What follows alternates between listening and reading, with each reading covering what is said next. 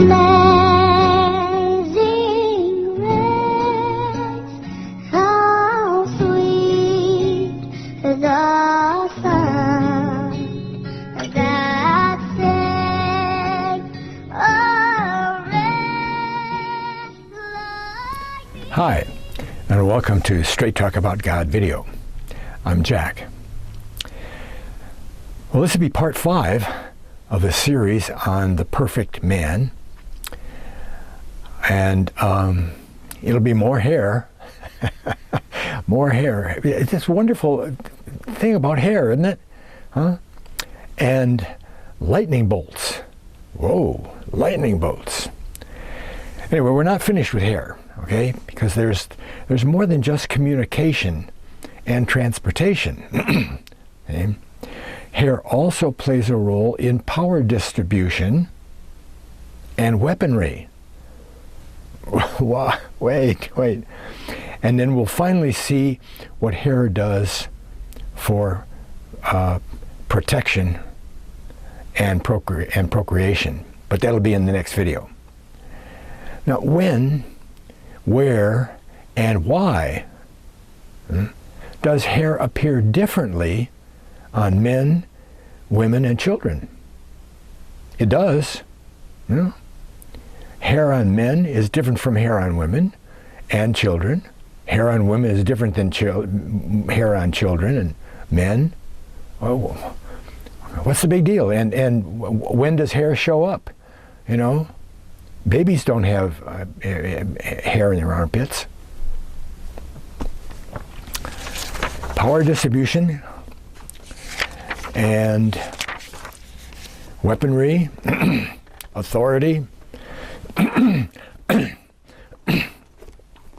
In the environment God created, this is Jonathan Hammond again, okay? Jonathan Hammond, The God Code and Creation. Wonderful book. It's great graphics and it's too scientific in a lot of places. In the environment that God created, there would be no need for power distribution systems as we have today. They wouldn't need that. Why? They didn't have houses. No houses. No appliances, lighting, refrigeration, malls, industry, air conditioning, computer communications. And yet, even as intricate as our system is today, it's very dangerous, you know, to use and maintain at practically every level. There are several injuries and deaths due to this power, yet crude system every day. Wow. There have also been studies that the exposure of electromagnetic fields produced by high voltage lines can seriously impair our ability to function properly. But God designed several power systems. Of both delivery and reception, from very small to even great magnitudes, and yet all of it perfectly safe for man and his environment. Wow. He's got 5 of them listed here. The universal stellar energy to the various converted to the various electromagnetic spectrum of visible, infrared, and radio. Okay, that's 1. 2, sunlight, converted by plants to stored energy for consumption and utilization of animal life. 3, the molten core of the earth gently warming the surface and the crust and the water circuits. Okay. 4, the magnetic field, we talked a lot about that already, charging and conditioning the firmament's canopy shield. Okay. And lastly, the firmament's canopy shield discharging its excess static back into the Earth's surface. Okay. Now let's talk about that last one on the list, the canopy. Do you remember the canopy, right? 60,000 some feet in the air, a really thick, thick piece of glass, ice, superconductive, right? Around the whole Earth, sphere around the whole Earth. Okay? Now let's talk about that last one on the in the list, since it sort of parallels our own type of power system that we have today to power our little toys, he says. Since the firmament canopy was distinctly above and separate from the Earth's surface, it would, by the laws of physics, be statically different in its potential from the Earth's surface. How many times have you walked up to your car and touched the handle and got a shock? That's because the tires on the car separate it from the Earth's energy and the energy that's available in the car itself. Right? Same thing with the Earth and the canopy. Right? By nature, due to the vast amounts of energy in the canopy was subject to the magnetic field, the sun and starlight, the gravity fields, and the friction underlying the atmosphere, the canopy would become a great vast capacitor surrounding the entire Earth with a charge of pure static energy. Okay? That's all science, nobody's, not conjecture. Okay. This energy would be distributed evenly across the firmament's canopy due to the superconductive nature. Superconductors are down at frozen nitrogen and stuff. Okay? As the static energy continues to build within the canopy, sooner or later it would have to discharge the excess energy back toward the Earth in order to sustain a certain level and consistent capacity of static energy it is capable of holding. Okay? Therefore, any overcharge would immediately be discharged back to the Earth. Since the canopy would constantly be subject to outside influences of energy, then the canopy would constantly discharge excess energy to maintain its normal capacitance energy. You understand that, right? It can only have so much energy, okay? And if more energy gets into it, it has to discharge it someplace. And the path of least resistance to whatever else is where it goes. Okay. But where and when would the canopy discharge this excess energy? The when is pretty much about every second. Okay? Since the canopy would be subject to absorbing vast amounts of energy on a global and terrestrial scale. Okay? All the cosmic energy and everything coming in and right, in the magnetic field and the where, that's the when, the where would be pretty much where the resistance between the canopy and the Earth is the least. And that would be at the North and South poles, since the canopy would be much closer to the Earth at those particular points since the centrifugal force, the spinning of the planet, would be at zero at the poles, and the magnetic field's line of flux would pull a small dip in the canopy toward the Earth's poles. Okay, centrifugal force is going around, and the canopy is moving around, round, but there's the centrifugal force is forcing the canopy out, right? And there is no centrifugal force at the top. So he says the magnetic field comes in there and it pushes a little dip.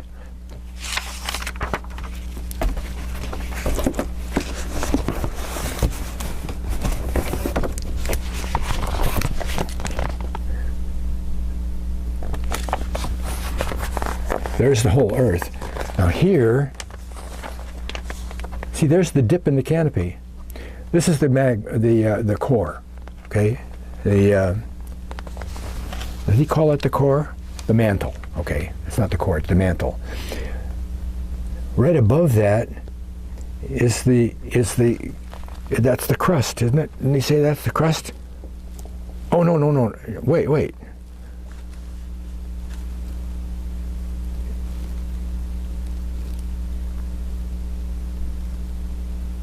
Oh, I missed that part.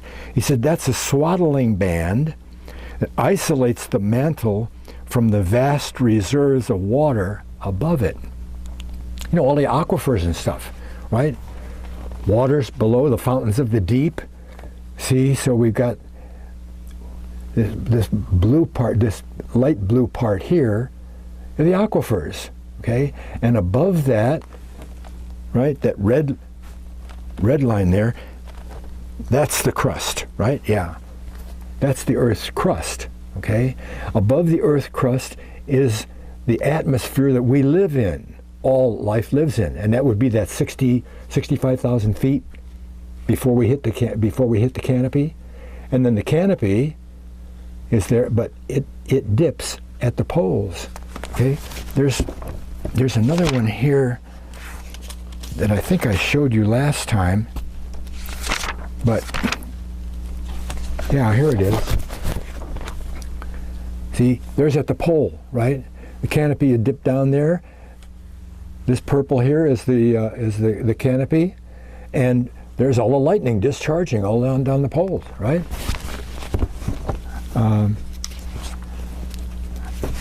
Okay.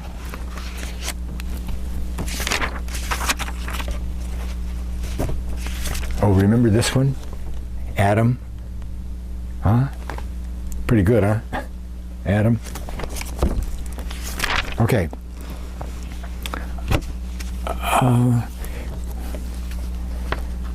But now I got to find my place. Wait a minute. The effect of the dip and the canopy and the discharge, the effect would be a glorious, consistent display of static energy, lightning, being unleashed relentlessly, and at the immediate region of the poles, at each end of the Earth, producing a way of circuitry for the energy flow. Okay? Down through the pole, boom. As long as the resistance of the pole remained as the path of least resistance, then lightning would continue to discharge at the canopy's overcharge perpetually at this point, at the poles. But should the resistance become even less somewhere else on the Earth's surface, then the canopy would, of course, discharge its excess energy at that point, until the resistance at that point between the Earth and the canopy returned to normal, allowing the lightning to default back to the poles. So if you built a big tower, put a lightning rod on top of a big tower, 500 feet tall, that would make the distance between the Earth and the canopy a lot less at that point. And maybe it's less than at the poles. I mean, depending on the dip, it could be just a dip of 100 feet, be no problem. If you overcome that, then the lightning's going to hit your pole, right? Okay. Yet, you wonder what would cause, at an alternative point on the Earth, the resistance to drop lower than the resistance at the poles. Well, it would not be because the canopy suddenly moved closer toward the Earth at some point other than the poles, because the canopy had a stable position and shape around the Earth to prevent it from arbitrarily moving to and fro from the Earth's surface. Right? It was a solid sphere of ice, and the Earth is inside, okay? And it doesn't move. It doesn't, and it's not plastic. It's solid ice. If it was plastic, you'd never tell where the lightning was going to strike, and it wouldn't be at the right frequency either, as he points out in a minute. Okay. No, it had to be something got between the canopy and the surface of the Earth to cause lightning to take an alternate pathway other than the poles. That, quote, something could be anything of appreciable mass other than the normal gases of the atmosphere, such as water or dust, or even a kite being flown by Benjamin Franklin. So all it has to do is be dense, a little bit more dense than the actual gas that's in the atmosphere already, right? So if there's some way you can form some kind of a thing out of water or whatever, which he says, okay, all it took was a very small instance of mass to disrupt the normal resistance between the Earth and the canopy to cause its vast reserves of energy in the form of lightning to cascade down in a flash of impressive power. All right. Since the canopy was covered the entire surface of the Earth, its potential energy was available at any point along the surface at any time, no matter where you are. Okay? There you are. But what could cause sufficient mass, such as water, to be stretched? Now, this isn't a rod of water. You know, this is just a teeny little filament. You know, the size of your hair would do it. Anything that would stretch out and be contiguous. Okay. Cascade down, such as water. Mm-hmm. What would cause that? None other than man himself. Man could do that. Wait a minute. How? Since man possessed the ability to negate gravity over his own mass, remember about transportation and flying, right? Has to do with the ultrasound and light and stuff, right? Of his own mass, he also had the ability to negate gravity over a percentage of mass outside his own body mass. We do that today with machines, right? Because those machines can control the frequency of sound and make things levitate. That's been around for quite a while, okay? We don't levitate the rock. We turn on the machine and the machine, see? But we used to be able to produce the same kind of light and ultrasound that the machine produces. Remember? Okay. All that would be required was for man to concentrate the ultrasound waves over the water source and cause a filament of water to race skyward until the resistance threshold would be penetrated, causing a bolt of lightning to strike. Well, it might strike him though, wouldn't it? You know? Oh, wait a minute. God took care of that too. He's got everything covered. While this sounds too incredible and dangerous, to believe, the fact remains that God designed man to be able to channel vast amounts of energy power and information through his body and mind in order to process it for his utilization and service as the ruler of the world. God gave him dominion over the whole world. And what are you going to do with all that energy? You know? He made it so that Adam could use that energy, right? And we could too. We could, but we can't. In fact, man could literally become part of the circuitry of the lightning bolt by making himself a living lightning rod in conjunction with the rising water filament or mist. This would allow man to have more control over the direction in which the lightning bolt energy would strike. Okay. Well, let me stop here for a second. You know, mostly if you get hit by lightning, mostly you die, right? You know, lightning hits a tree and it kills a tree. But some people don't die. Well, how is that then? Why doesn't everybody die? Well, because the frequencies change around, see?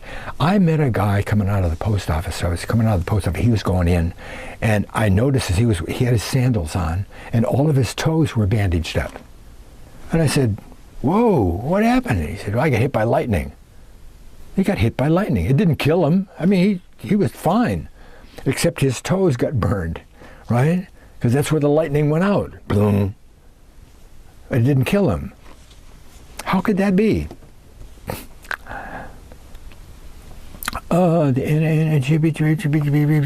It's a known fact. A known fact. You better look this up, though. a known fact that a man or woman's body can tolerate and channel millions and billions of volts of energy, provided that energy frequency is within 66,000 hertz power signal.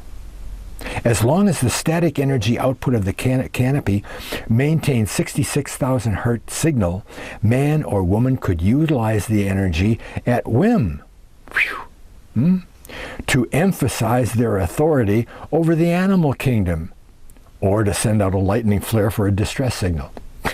Right?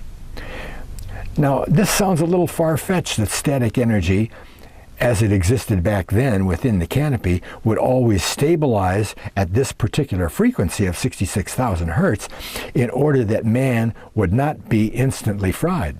And yet, due to the canopy's mass, shape, distance from the earth, static charge, and so forth, all being constant, that never changed, okay, the frequency of the discharge of lightning bolts would maintain a standard constant of 66,000 hertz. Also, the medium, the atmospheric gases, between the earth and the canopy would be constant as well.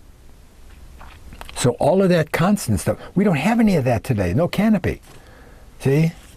Today, lightning is extremely dangerous because of the energy output. When and where it is likely to strike is all unpredictable, at various frequencies. But when God created the earth originally, he designed man where he could not be hurt by the discharge of lightning, but could control it thanks to the delicate balance of energy, mass, and magnetic field and design within our firmament canopy mechanism at 66,000 hertz, which is specifically tuned to man's circuitry, physiology. Now, how much more sense can that make, right? God said there's going to be a canopy so that certain things will happen on the earth. You'll live longer, no UV rays, and all of that good stuff for man. So man, but what about the lightning? What if he got hit by lightning? Well, all of that constancy keeps the frequency constant. No problem. But there's more. There's always more. When God gave man the authority over the earth, he gave him the means to enforce that authority. You dinosaur, you better go the other way. No, that's not authority, is it? Especially over larger, powerful animals such as dinosaurs. For creatures well over 100 times the mass of man, they would from time to time need a good reason to obey or respect the tenure of man and woman. And if the creatures ever provoked a confrontation with man or needed a reason to obey him, then a lightning bolt upside their head, he says, would probably do the trick. Well, sure. If some dinosaur was backing over a cliff,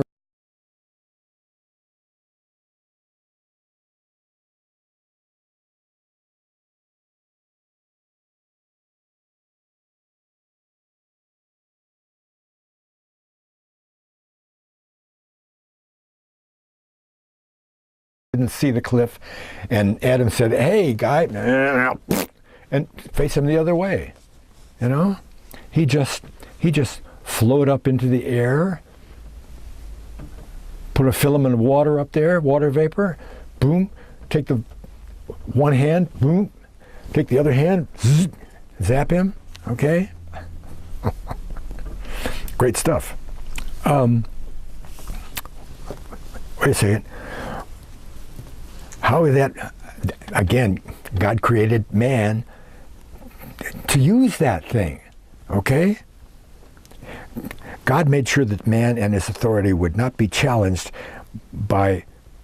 without reaping the consequences. To assist man and woman's ability to channel this energy of lightning, God specifically designed dead cell tissue composed of keratin at the end of our fingers and toes, our toenails and fingernails. dead tissue, right? Also, the hairs on our head and the rest of our body would be composed of the same keratin structure.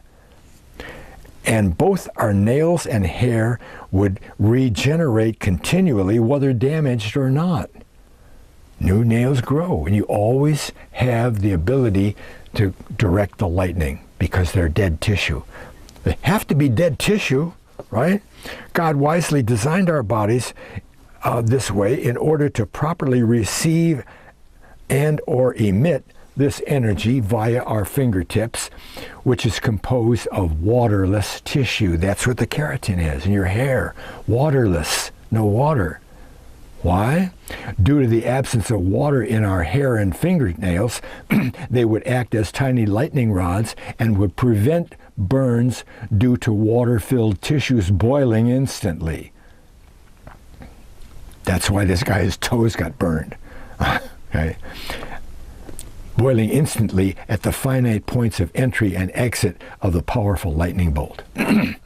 As such, lightning would enter at a very fine point along the nails of one appendage and then channel out efficiently over the body, only to exit out again at the opposite appendage along with the lightning bolt's path.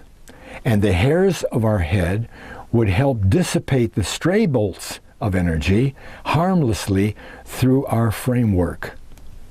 I mean, when you got your hand up there and you're directing a light bolt, some of them might get on your head, you know, but it doesn't hurt your hair, and it goes into your body and out, maybe out your toes, right?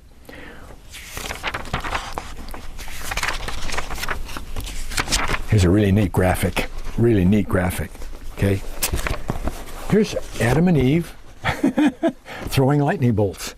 Look at that. Isn't that neat? Huh?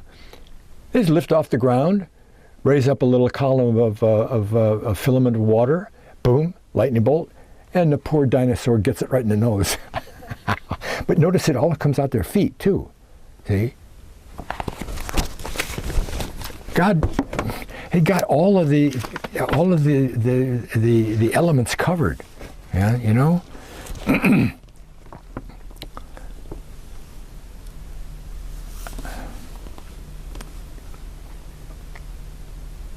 Another good thing about this ability was that if man used it, the lightning bolt, upon himself or another person, whether by purpose or by accident, no damage or trauma would result due to the energy signature of the lightning, tuned to man's physiology, 66,000 hertz, right? If you directed a lightning bolt at your mother-in-law, it wouldn't hurt her. Even the animals would not suffer much harm, but with man possessing such ability, animals would be strongly influenced to submit to man's will, whom God ordained to rule and subdue the earth. Lightning bolts. Do you wish you could throw a lightning bolt? How neat would that be, huh? Wow. Hey, get out of here. Wonderful stuff. Now, the next part of this series is going to deal with production, as I mentioned earlier. I mean, nowadays, we produce a lot of stuff, don't we? Food and all the stuff in our houses, and even our houses and all that production. Adam was only told to produce one thing. He was told to produce one thing. What was that?